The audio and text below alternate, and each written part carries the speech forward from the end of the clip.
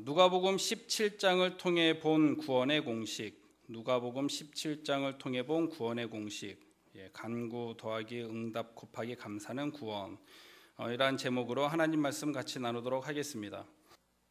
오늘 읽은 누가복음 17장에는 나병 환자 10명이 깨끗함 받는 사건이 기록되어 있습니다. 예루살렘으로 올라가시던 예수님이 사마리아와 갈릴리 사이로 지나가실 때 10명의 나병 환자들이 우리를 불쌍히 여겨주시옵소서 외치니까 예수님께서 그 나병 환자들을 향해서 뭐라고 하냐면 14절에 가서 제사장들에게 너희 몸을 보이라 라고 말씀을 하셨습니다.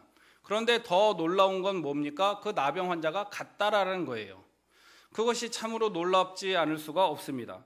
그런데 가다가 보니까 고침을 받았습니다. 그런데 예수님께서 왜 나병 환자들에게 제사장에게 가서 몸을 보이라고 말씀하셨냐면 레위기 14장의 말씀에 보면 나병 환자가 고침을 받았을 때 제사장들에게 가서 그 몸이 깨끗해진 것을 보이고 깨끗이 치료함 받았다라는 것을 보이고 제사장이 이제는 이 사람은 나병 환자로부터 깨끗함을 받았다라는 확인을 받아야 됐었습니다.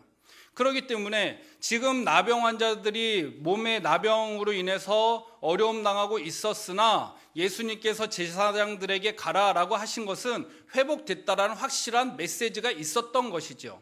그 말씀을 듣고 그 10명의 나병 환자들이 그 제사장에게 가는 중에 스스로 자기 몸이 깨끗함 받은 것을 발견하게 됩니다. 이것이 흡사 우리가 신앙생활하는 모습과 너무 비슷한 모습이 아닌가라는 생각을 하게 됩니다. 2012년도를 마무리하면서 우리 신앙의 삶과 우리의 삶을 돌이켜 보십시다. 우리가 신앙생활하면서 하나님 앞에 간구했습니까? 안 했습니까? 했죠? 응답 받았습니까? 안 받았습니까? 아직 못 받은 것도 있죠. 아직 결제가 안 떨어진 것도 좀 있죠. 그런데 따지고 보면 하나님이 응답해 주신 게 참으로 많다라는 것입니다. 하나님 앞에 예수님을 지나간다는 소리를 듣고 나병 환자들이 다윗의 자손 예수여 우리를 불쌍히 여기소서 간구했던 모습들이 우리에게도 동일하게 있었다라는 거예요. 비근한 예로 여러분들이 간구에 응답받았다는 기준이 뭡니까? 하나님 앞에 기도했을 때 이것은 내가 하나님이 응답해 주셨다라는 어떤 커트라인은 뭐지요? 그 기도의 분량과 사이즈인가요? 하나님 1,000만 원이 딱 그 커트라인인가요? 1,000만 원 밑으로 주시면 응답이 아니고 1,000만 원 위로 주시면 응답이고 그 커트라인이 뭐죠? 예전에 추수감사절 준비를 하면서 그때 설교를 하면서 그때 그 당시에 몸이 컨디션이 참 안 좋았습니다. 근데 참 이상하죠. 몸이 컨디션이 안 좋고 속이 좀 매시끄러우면 죽이나 좀 이게 얼큰한 게 생각이 나잖아요. 근데 이 몸이 어떻게 된 게 피자가 그렇게 먹고 싶었던 거예요. 주일날 아침에 그것도. 그래서 고민을 했습니다. 야, 이거 내가 혼자 가서 피자를 한 판 사다가 먹고 몰래 포장해서 챙겨가야 되나. 사실 그런 고민 주일날 했습니다. 그런데 명색이 목사가 혼자 피자집 가서 피자 사가지고 먹는 것도 모양새 좀 그렇잖아요. 근데 놀라운 것은 그날 저녁 제자대학 식사로 뭘 집사님이 사오셨냐면 피자를 사오셨다는 거죠. 이야, 저는 그때 하나님 응답하셨습니다 얘기를 안 했습니다. 그러나 저 혼자 스스로는 이야, 하나님께서 먹는 걸 통해서 응답하셨구나. 우리 신앙생활에서 빠지지 않는 거, 시키지 않아도 하는 거 뭐예요? 간구. 하지 말아라 해도 하는 거 뭐예요? 간구. 어떤 거? 환경적인 문제, 육체적인 문제, 물질적인 문제, 자식의 문제, 남편의 문제, 직장 문제 엄청 많지요. 그리고 더 나아가서 나라와 민족을 위해서, 교회를 위해서 기도해야 될 제목들이 엄청 많습니다. 우리는 하나님 앞에 날마다 간구하는 삶을 살고 있다고 해도 과언이 아니에요. 그런데 더 놀라운 것은 뭐냐면 하나님께서 그런 기도에 응답을 하셨다는 거예요. 여러분들 2012년을 시작하면서 지금까지 시간을 딱 돌이켜 봤을 때 하나님께서 우리에게 응답 안 해주신 거 빼고 해주신 거 생각해 보세요. 엄청 많습니다. 하나님 들어주시옵소서. 내가 딱 기도의 틀을 짜가지고 기도할 것 이외의 것들, 내가 신음하면서 마음에 가둬뒀고 마음에서 간구했던 거 하나님이 안 들어주신 거 뭐가 있습니까? 안 들어주셨습니까? 이유가 있겠지요. 그런데 안 들어주신 것 빼고 들어주신 것들이 얼마나 많냐라는 거예요. 이 10명의 나병 환자들의 모습이 그거였습니다. 예수님을 만나면 고침받을 수 있다라는 확신이 있었기 때문에 다윗의 자손 예수여 나를 불쌍히 여겨주시옵소서 간구했어요. 그런데 어떤 일이 일어났어요? 응답받았어요. 그런데 그게 그 다음이 문제예요. 예수님 앞에 10명 중에 몇 명만 왔다고 성경은 기록하고 있습니까? 한 명만 왔다고 성경은 기록하고 있습니다. 한 명이 와서 예수님 앞에 뭘 했다고요? 감사를 했다고요. 그런데 성경은 그 한 명의 고침받은 나병 환자의 그 돌아와서 예수님 앞에 했던 그 감사를 예수님은 무엇으로 말씀하고 있습니까? 뭘로 말씀하고 있어요? 나를 고쳐주셔서 감사합니다 라는 그 고침받은 나병 환자 한 명이, 사마리아 사람 그 한 명이 예수님 앞에 와서 다리를 붙잡고 나를 고쳐주셔서 감사합니다 했을 때 9은 어디 있느냐? 그런데 그 한 명을 향해서 예수님이 뭐라고 말씀하셨어요? 믿음이 너를 구원하였느니라.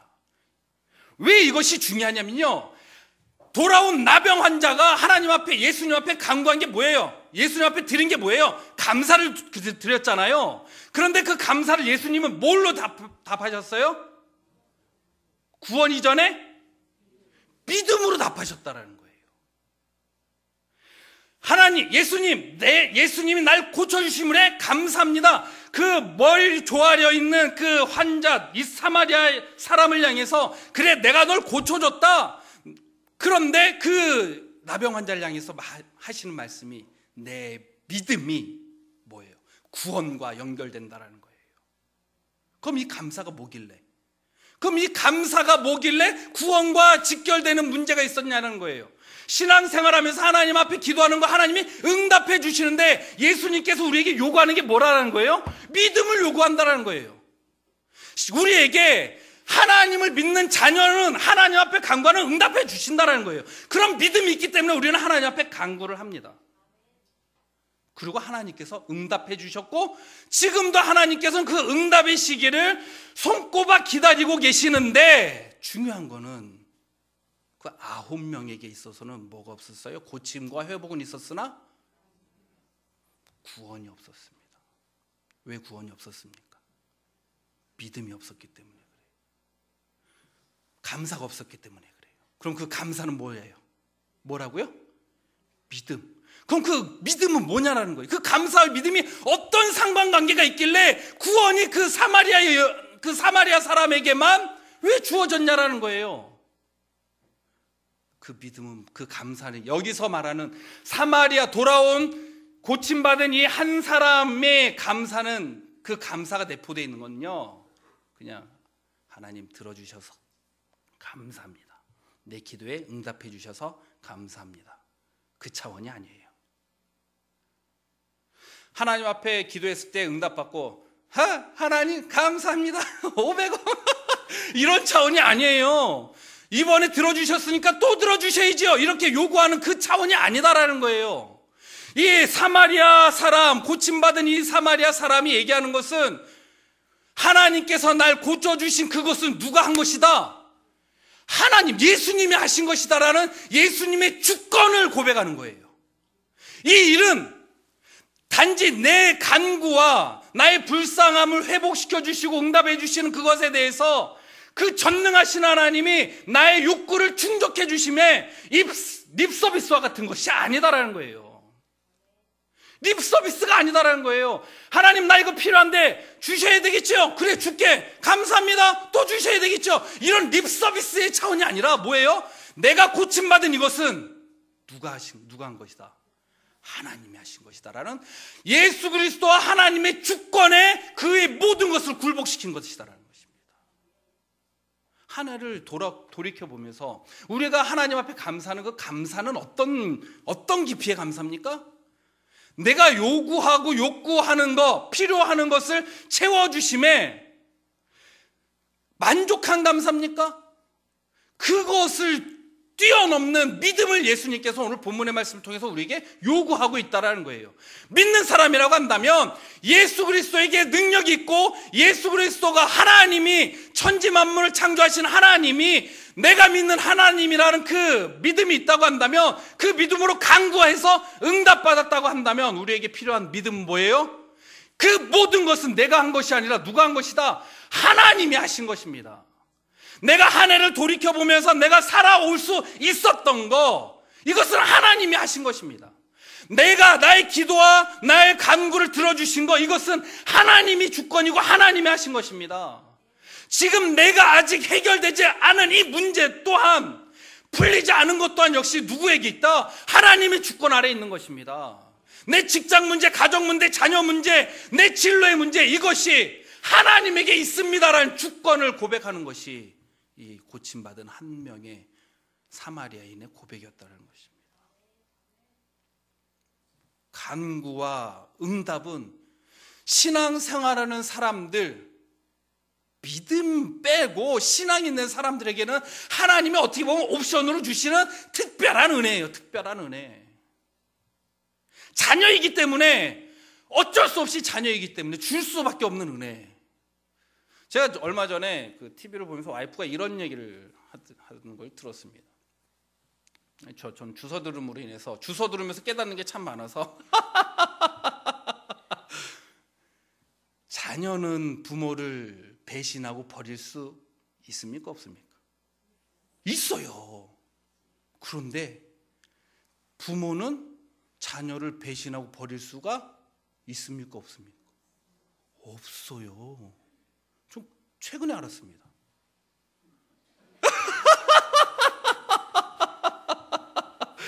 놀랍게도 저를 와이프가 그 얘기를 해줘서 전 최근에 알았어요.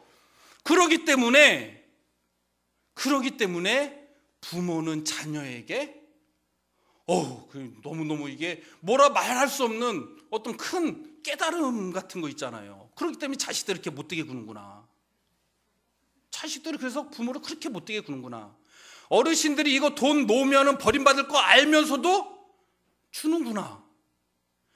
어르신들 돈 절대로 죽기 전까지 자녀들 주지 말라고 전에 있던 목사님이 그 경로대학 할 때 꼭 그렇게 말씀하셨어요. 제가 얘기한 게 아니고.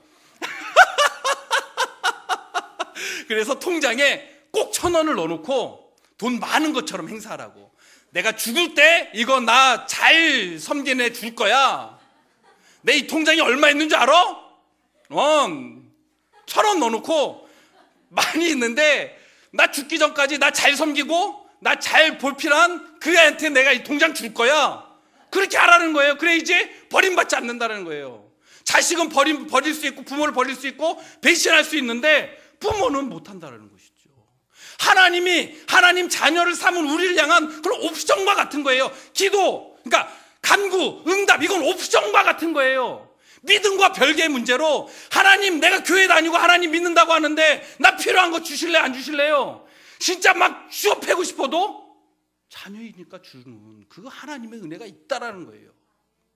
10명의 나병 환자에게서 볼 수 있는 우리의 모습이다라는 것입니다.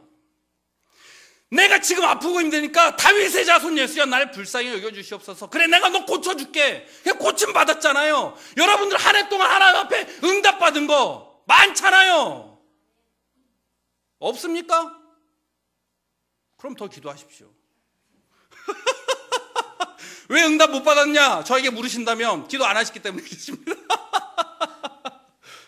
알면서도 하나님이 응답 안 해주신 거는 얘기할 때까지 기다리시기 때문에 그래요. 얘기를 해야지 알죠. 우리 아들이 뭐 생일이 이제 얼마 안 남았는데 뭘 필요한지 얘기를 해야지 알죠. 답답해 죽을 것 같아도 얘기 안 하면 절대 안 해줍니다. 하나님도 심정이 똑같다는 거죠. 남편분들 아내의 속마음을 아십니까 모르십니까? 반평생 같이 살아도 모르시죠? 얘기 안 하면 몰라요. 근데 여자분들은 뭐예요? 말 안 해도 다 알아야 된다는 것처럼. 말 안 해도 알아야 되는 거 아니야. 말 안 해도 어떻게 알아요 그거를.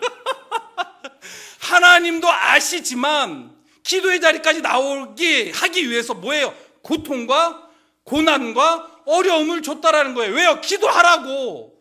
기도하면 다윗의 자손 예수야 날 불쌍히 여기소서 하면 뭐라고요? 제사장에게 가라. 가니까 고침 받았잖아요. 2012년도 하나님께서 우리에게 주신 은혜들이 많습니다. 모르시겠습니까? 오늘 집에 돌아가시면서 곱씹어 생각해 보십시오. 곱씹어 생각해 보십시오. 남편은 올해 한 해 동안 건강하게 잘 가장으로 지켜줬습니까? 굉장히 큰 은혜죠. 남편은 절대 건강해야 됩니다. 남편분들 절대 건강하셔야 돼요. 맛있는 거 몸에 좋은 거 있다고 그러면 꼭 챙겨 드셔야 됩니다. 남편이 건강하셔야 돼요. 남편이.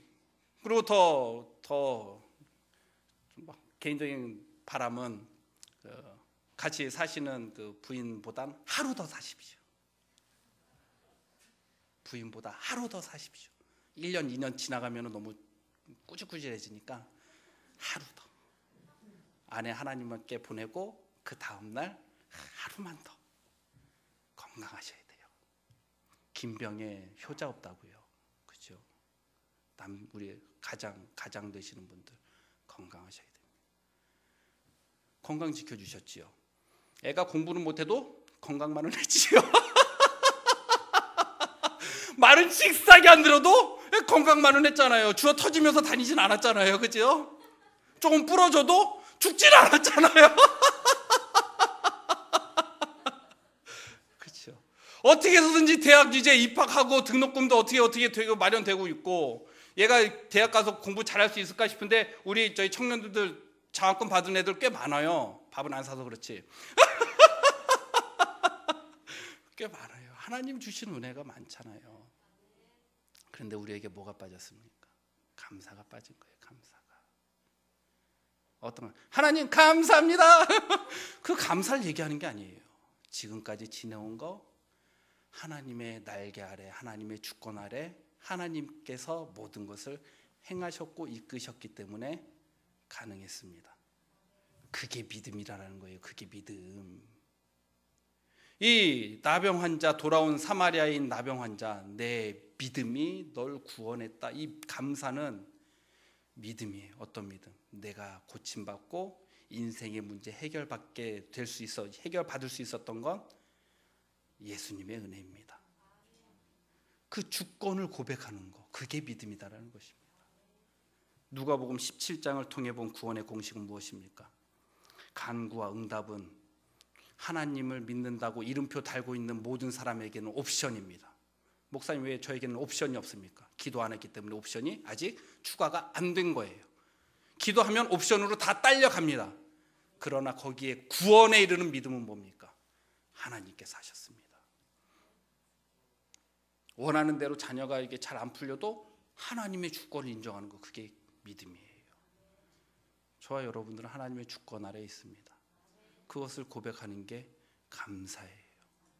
그 감사를 통해서 이 고침받은 사마리아인 예수님 앞에 나와서 감사를 통해서 더 큰 은혜를 누렸던 것처럼 2012년도가 가기 전에 하나님 앞에 진지한 감사를 드릴 수 있는 저와 여러분 되기를 축복합니다.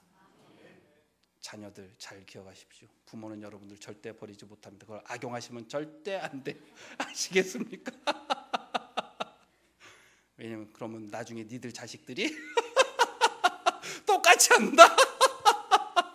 청년들 잘 기억하시고 2012년도가 가기 전에 하나님 앞에 이 고침받은 사마리아인이 감사를 통해서 더 큰 축복을 누렸던 것처럼 더 큰 복을 2012년도가 가기 전에 더 큰 복을 받고 내년에는 더 큰 100배의 축복을 받을 수 있는 저와 여러분 되기를 축복합니다.